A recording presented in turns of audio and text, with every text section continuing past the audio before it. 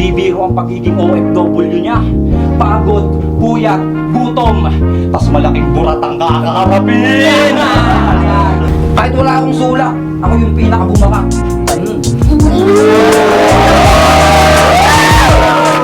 Na hindi tatama yung mga suntok mo, lalo na pag kinatulang kita! Okay lang ilang mo ka! Ang boses mo pang small room, yung sa akin pang big stage! Estranghero nga, nawawalat, nagdadahop, hanggang malamyos kung kanino sasambat luluhod. Nagets nyo ba? Si Jam. Jam, nagets mo? Ikaw ko yung signal kapag nagets mo yun, mawawala yung respeto sa'yo. Kaya putang ina mo, sa kakupal na bugok, kasi paano magbabayad yung batang pinautang nyo ng utang na loob? Ba't kasi black yung dumating? Ano ba papisting yawa? Ayan tuloy sa kada saksak ko sa manigang puta sa nega tumatama. Hindi ko na kailangan na taningan pa dahil sa aking mga letray mapapaibig ka. Sineryoso ko lang ng bahagya para may masabi kayong maganda dyan. At ang tamang basa sa time,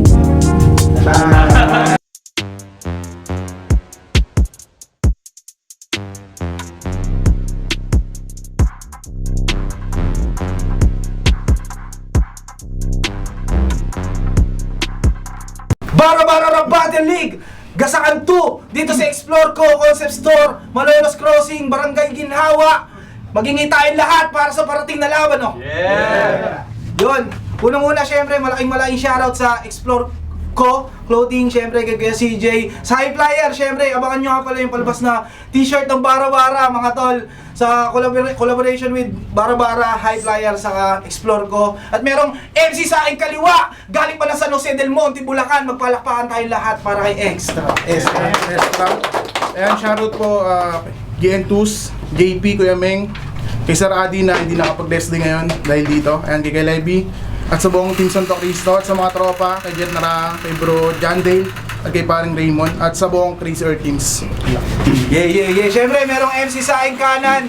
Galing dito sa Malolos. Magpalakpakan tayo lahat. Ang pagbabalik, LRX. Yeah! Sa mga tropa dito, LSC, tsaka kila KY. Yeah. Siyempre, shoutout sa RX Panda, sa Crown Manila, sa Flip Top Merch, sa Bad Street Supply ko. Nanalo ng coin ko si LRX. Pinili niyang maunang bumanat si Estra. Unang banat kay Estra. Bara-bara, gasaan 2. Let's go. Round 1. Si LRX yung kalaban. Hindi ba dapat kabahan? Ngunit sa sarili na patanong, sino ba yung baliw-baliwan na yan? Joke lang. Nung nakaraan, nung tryouts, binigay mo sa akin niya kalahati. Tapos ngayon naman itong kulang-kulang. Ano ba to, lokohan? Purkit mo akong Bombay, binibigyan mo ako ng hulugan. Pero hindi na. Huwag na natin balikan yung nakaraan. Mukhang kailangan pa pagsamahin yung dalawang kalahati para mapalabas mo lang sa akin yung 100. Nag-exhibition lang ako nun. At tinanggap yung judging kahit yung judges, medyo alanganin. Mahinang version pa lang yung pinakita ko sa lente pero kahit gano'n, nagpakita pa rin ng pangil. At ikaw, nagsasakit-sakitan, simulan mo nang tumawag sa mga kilala mong babaylan. Kaya mamamatay ka na dito, di ka na maabutan, kaya paano ka pa nila malalangisan itong mahilig? Sa saliwag kayo na sinaunang katuruan ay malalagutan. Nagkasala ka. Kaya kahit anong panagoy ay hindi ka papakinggan, alam naman natin. Nung unang panahon, pag nagkasala ay walang intervensyon ng kalangitan at ang kasalanan niya ay pagbabanggit ng wikang di naiintindihan. Samantala ko ang siyang naatasan ng magatid ng hustisya sa mamamayan. Kaya busal sa bibig, piring sa mata at pugot sa ulo dito sa naakusahan. Samantalang ko'y maliligtas sa parusa. Dahil hindi ko gusto ang paslangin kahit utos lamang ng sambenan, walang makakapigil. Sa pagdagasa, ito'y bagyong nakasentro lamang sa kinatatayuan mo. Tignan natin kung magbabali-bali mo pa rin pagkatapos ng mga dadanasin mo. Ganyan mo. Yeah. Yun ang mga LRX. Pakinggan natin, Labandok. Di nga ba naiintindihan? O yung likha ko lason lang na mamatay ka nang hindi mo nararamdaman? Maluwat na waglit, aberasyon, pinanday, nakipagpukpukan, espada sa pugon, tentasyon, lumaban uring paglantong, pagkakamali, portal sa siklusyon, panauhing palakol, sa kagubatan, dalahira ng mga puno kabilang sa atin hawakan. San, tuwaryo ginugunita, sa pwesto di maalagwa, rebultong kinakawingan ng sampagita, tumalosa ka! Arawan, salamat ng daghang, papatayin na yung suluka kasi hindi pa lang. Buman, Togle field, hindi natanaw.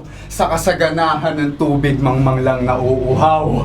Bagapi siyang nilulunggati. Kaliluhang asukal, salt poppy. Silidaklatan, pawan dagli. Ligaw na kalsitin, walang kahulili. At nang sisinain mo Alzheimer malala, iyong alalay mawala. Pahimakas. Time! Pangalawang banat na extra! Naiintindihan nyo? Alam nyo ba? Nakaraan nanood ako ng isa sa mga laban na ito. Yung isa sana sa mga tahimik kong gabi na Bulao. Ulit no? Lagi siyang galit kahit wala naman sa kanyang maaway. Ang lupit no? Lagi siyang galit kahit wala naman sa kanyang maaway. At habang piniplay ko yung mga rounds niya, sinasabi ko na sana matapos na siya. Sinasabi ko na sana matapos siya, napahiling pa ako nung kahit wala namang bulala ako kasi ang lakas. Oo, ang lakas ng boses. Pero yung mensahe hindi na iintindihan. Kasi milinya siya dun sa laban niya kay Pluma. Balahibo, sakdal. Bituin, sinausaw. Nagets nyo ba? Si Cam? Cam, nagets mo? Ikaw yung signal kapag nagets mo yun, mawawala yung respeto ko sa'yo. Sa tingin niya yata, malakas ka na porque hindi ka naiintindihan. Mukhang nakakalimutan niya yata na hindi rin natin naiintindihan yung Born to be Fight ni Badang. Ganito ba yung veterano dito sa Bara-Bara? Na kung magsulat ng bara, patanga-tanga, kinukonsinti nyo kasi. Hindi porket malalim yung mga binibitawan mong salita, matalino at matindi ka na. At hindi porket mababaw lang yung mga rima kung papakawalan na hindi mo na rin ito maiinda. Mabuti pa, hindi mo na lang tinanggap tong laban para hindi ka napapahiya, pero wala na. Wala na tayong magagawa. Nakatakda na ito ng mangyayari. Kaliwat kanan yung suntok at hindi mo rin mahulaan yung atake at habang tatanggapin mo itong buo. Kahit pa ang igong may masagi. Bali wala kang magagawa. Matatapos ka pa rin na malinis kahit sa tulad mo, isablay yung pagkayari. Abangan nyo sa round 3, revelasyon. Pangalawang banat na LRX! Kung nagsusulat ka ng naiintindihan, hindi ka makata.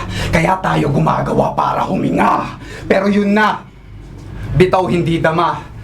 Sentabos sa alkansya, estilo labo maadya. Di tipo dinidepensa pawang burokrata.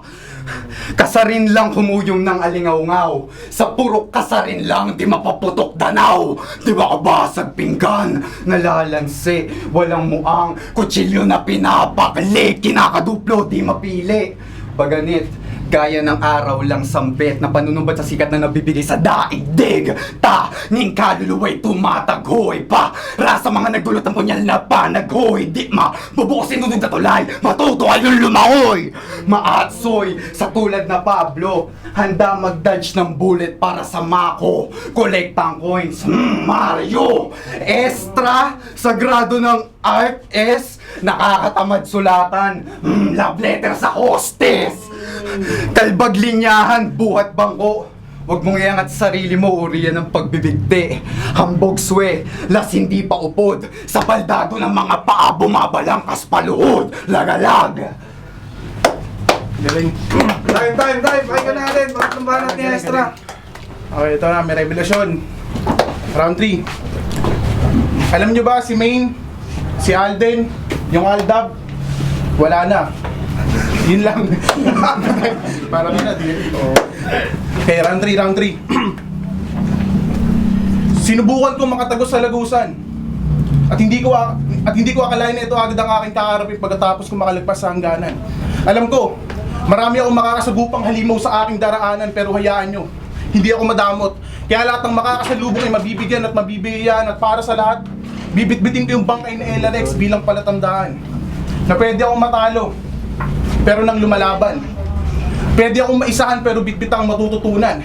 Pwedeng sabihin labis yung tinanggap kong suntok pero hindi ako mapupuruan. At pwedeng alam nyo ang aking magiging kahinaan pero hindi ako mapanghihinaan. At sa kanya, na dinadaan lamang tayo sa mabubulaklak na salita para maingganyo. Dinadaan lamang tayo sa mabubulaklak na salita para maingganyo. Magalatag ng plataporma kuno para sa mga tao. Nabansag ang MR na din dahil sa inuhubog na estilo. Pero walang pinag-iba sa mga politikong oportunista dahil para sa pansariling hangarin, gagamitin industrialismo.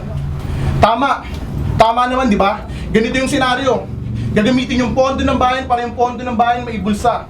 Sasabihin para sa unlaran, pero yung kaunlaran ay para lamang sa kanila at siya naman, piniling maging left field. Hindi para makibaka, kundi para nakawin yung mga bagay na pinagpaguran at pinagpawisan ng iba. Para nga ba sa paglago o para lamang sa'yo? Alin man sa dalawa, mahalaga yung totoo. At last, para sa mga nagsasabing walang maidudulot ang aktivismo, may naang suriin ang sarili. Minsan ang kahulugan ng katahimikan ay pagpayag sa siklo. Sa ganitong sitwasyon, kailangan mamili. Bumuoses o manatili. Alex, pakinggan natin. Hindi pa rin maintindihan. Kasalukuyang batid, ba't hindi nyo matarok? Sulat tila'y kinabukasan, wag mo nang isipin kasunod. Madlay isip busog, nag-uumid, pagbara hinain mga unakit. Mga nagyayabang, naaapuhap na makata. Matakaw din sa da mo pero hindi nag-astanto pa. Mapataob, buma, ligtad, animoy graffiti, naglinis ng kap.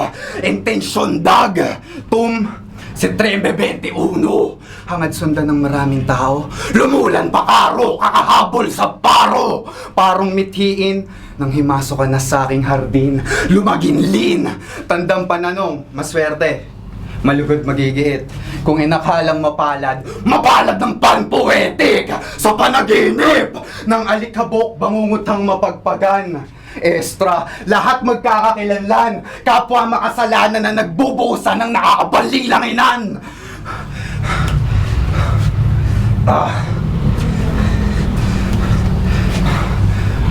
Estranghero nga, nawawalat, nagdadahop, hanggang malamyos kung kanino sasambat luluhod. Hindi ka na naliligaw. Tayo, palakpakan tayo para sa laban na yun!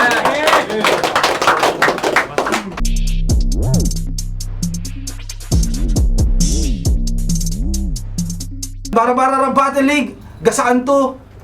Extra, laban kay LRX. Magpalakpakan muna tayo kung talagang gasaan ng battle na yun. Yun, unang-una malaki shoutout sa Red Studio, syempre. At ang boto ng Murado, Extra kontra LRX. Magpalakpakan tayong lahat. 2-1 para kay LRX. Shoutout kay Extra.